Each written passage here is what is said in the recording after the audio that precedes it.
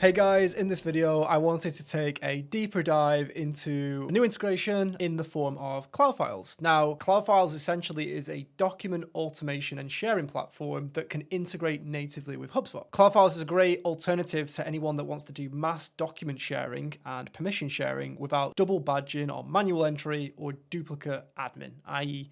uploading a file to HubSpot in the CRM and then having to take that same file and upload it into your SharePoint or your Google Drive or whatever that may be. So as mentioned, CloudFiles is very much a third-party integration. What that essentially means is that to utilize CloudFiles, there is a subscription cost that you would pay directly to CloudFiles, but this would then natively plug your SharePoint into it and then ultimately your HubSpot into it as well. As mentioned, you can take out a free trial. By the heart of it, the way this works is if we jump over into our HubSpot environment, you can see I have got a deal pipeline, right? So I've got my deal. I'm going to move it through stages. Naturally, as part of the sales process, you're going to be sharing collateral to get this from one end of the pipeline to the other. So you might be sharing pitch decks, proposals, sales enablement. So if you're doing any form of sales enablement, CloudFiles is a great tool to utilize to help give your salespeople the same files that you're uploading to Google Drive that fires into HubSpot, and it's there and ready to utilize. The main difference between CloudFiles and HubSpot Documents is that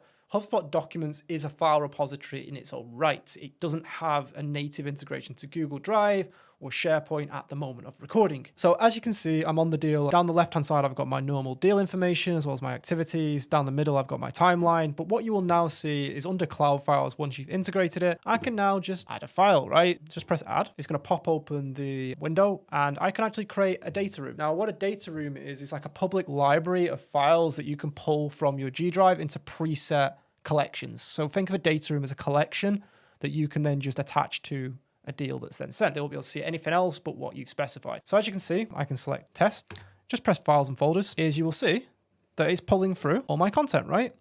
So if I wanted to, what I can actually do is, let's say I wanted to just attach our processes. So I can put processes as a document and just press add to data room, right? So I'm slowly building a collection of files that I'm going to attach to the actual deal. Say I want to create a shareable link and I can press add to deal, right? And what this will now do is give me a link that I can put into my email, which essentially on the front end looks something like this. They will get the link. This is what it looks like. Again, depending on your actual plan, you can white label this. So you can see that of the actual folders that I've put together, that processes document has now been shared to CloudFiles to them through it initially originated in my G Drive. That hasn't created a copy of it or anything like that.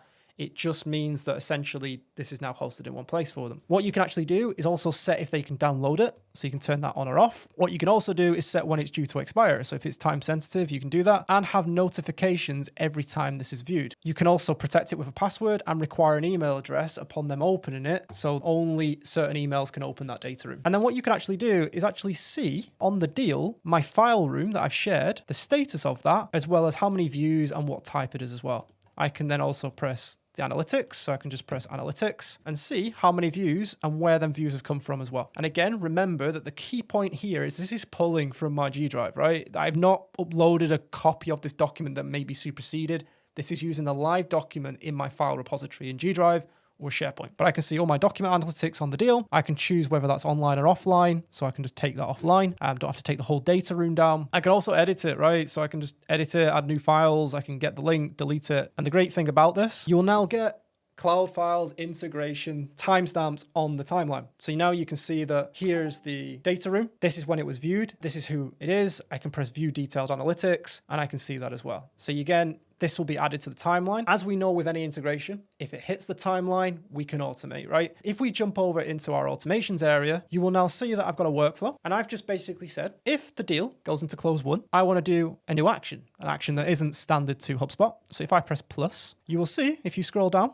you have all these different actions, right? So you could do things like, for example, when a deal automatically goes to a stage, spin up a template data room with like the case studies, dependent on the service type. So you could say, if they're interested in service A, already link the service A data room with the case study relating to service A, the pricing rubrics, the matrix, automatically that's sent and attached to the deal for the sales rep. You could create an attachment that just goes onto. So a data room is a collection of files, whereas an attachment is just a singular file. What you can also do is create triggers such as moving files around. So you could say when there's a HubSpot file uploaded, make a copy of that file in Google Drive. You can also move the resource around, but more specifically, what you can actually do is create folder structures. So in theory, you could, when a deal goes into close one, spin up a new client G Drive folder structure, which saves time for your customer success team, puts all the templated files in there, and moves it around accordingly. So in short, what CloudFiles at a high level allows you to do is automate document sharing as well as document analytics by integrating SharePoint and Google Drive into HubSpot. In terms of the tool itself, you can log in at any time, so you can see all the files. You can see what it integrates, so Dropbox, it integrates with Box, notably SharePoint, OneDrive, CloudFiles themselves as a library, and Google Drive as well. Under data rooms, you can see that, either the ones you created through HubSpot.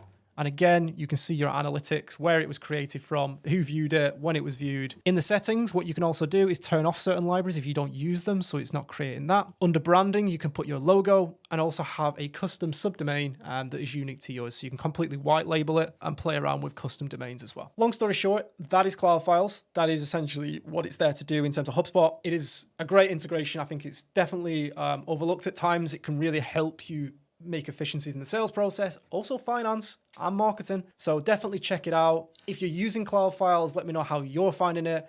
But as always, I hope you enjoyed this video, and until next time, take care.